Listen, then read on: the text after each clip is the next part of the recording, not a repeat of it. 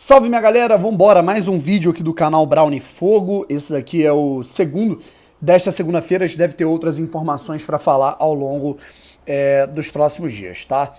Eu só quero atualizar, né, algumas questões que talvez não seja tão atualização assim, mas a gente tem aqui agora um jornal oficial, né, realmente constatando tudo que a gente havia dito aqui, né, no canal há mais ou menos uma semana, né, alguns falam, pô, né, acho que a mídia independente ela tem que apurar melhor, né, antes de sair soltando as coisas. Concordo muito, tá?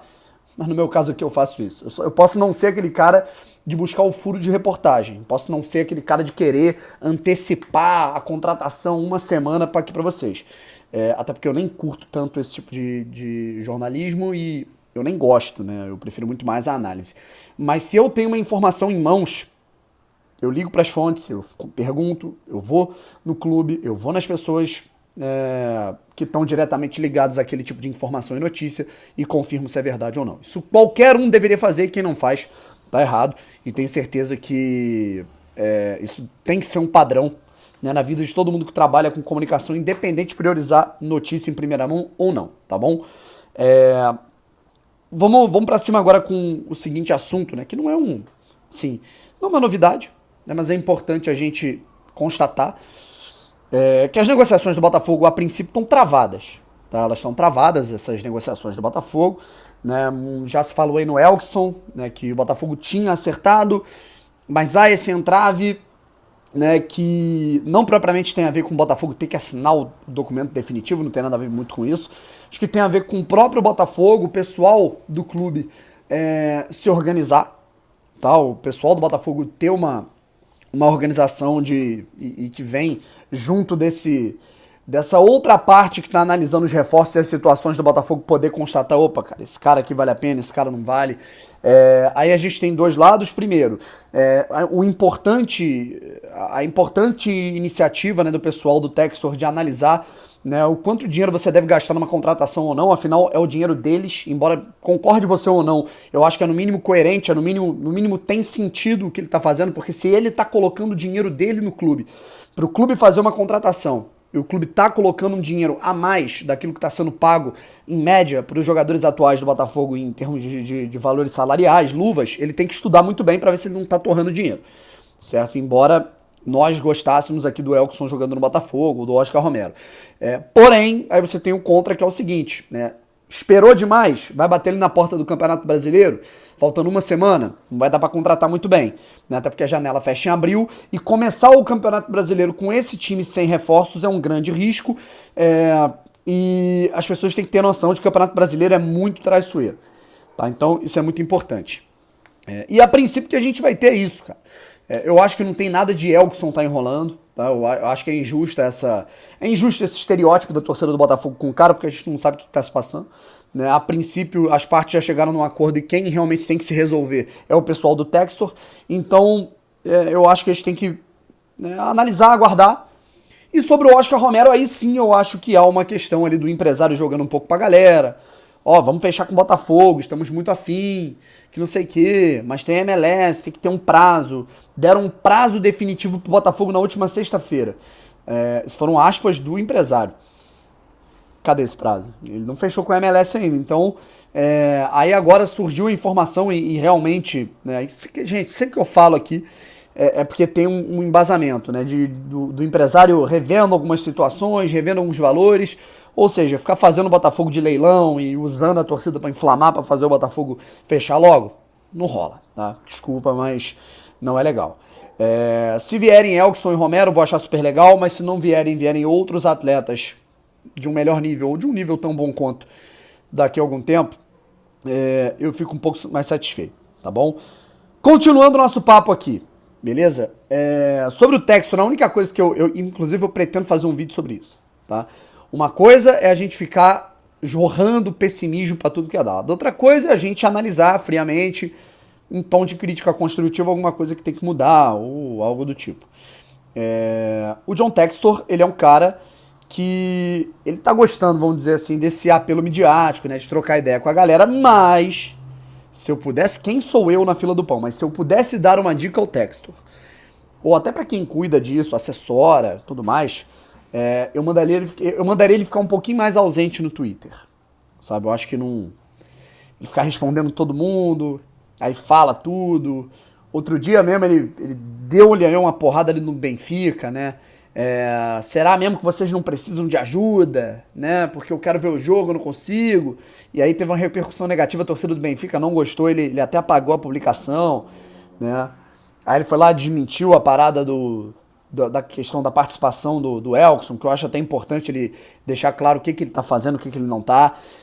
Aí outro dia, ontem mesmo, ele postou que tem o Little Ronaldo, né? Um moleque lá fazendo embaixadinha, não entendi muito bem, pra jogar no Botafogo.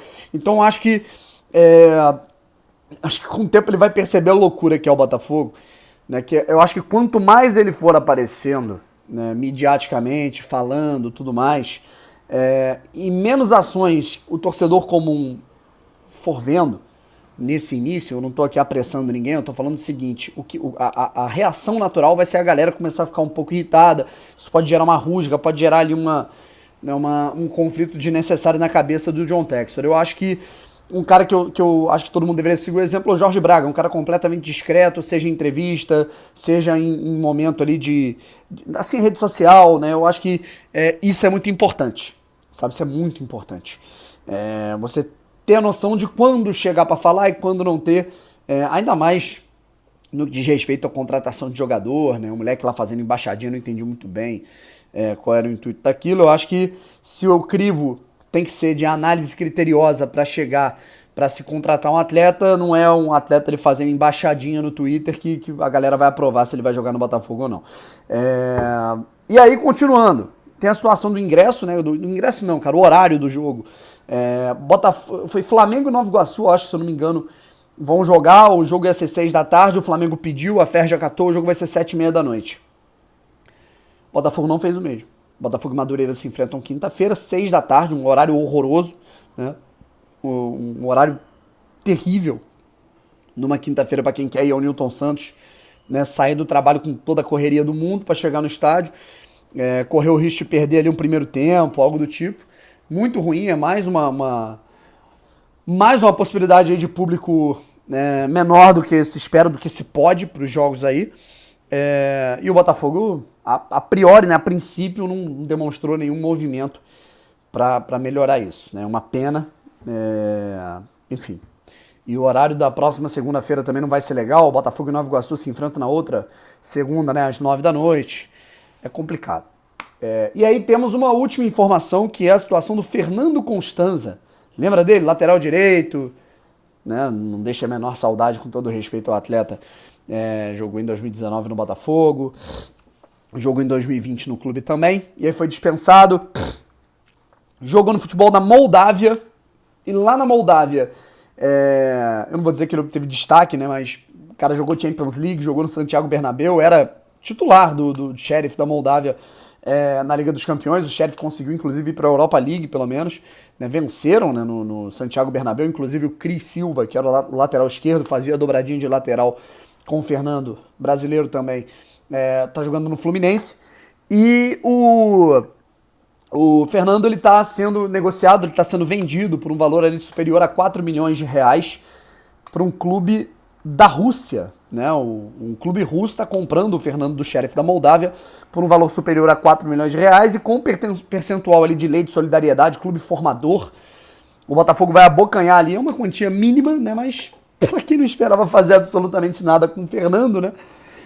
140 mil reais, né? Paga uma coisinha aqui, outra ali, entra no fluxo de caixa, né? No ruim, paga um salário ali, uns 2, 3 salários do Botafogo de jogadores ali, mais ou menos. 140 mil reais o Botafogo tá, entre aspas, lucrando com essa ida do Fernando Constanza, jogador da base do Botafogo, que revelado no Botafogo, começou a carreira no Botafogo, que já passou até pelo Lille B, né, e estava no futebol na Moldávia, e agora vai para o futebol russo. Que o Botafogo mude a sua realidade e consiga, né, cara, não só revelar jogadores de maior poderio técnico, mas poder, né, também, evidentemente, lucrar mais com vendas de atletas, beleza? Então é isso, né, falamos do Textor, das negociações, entre aspas, amarradas.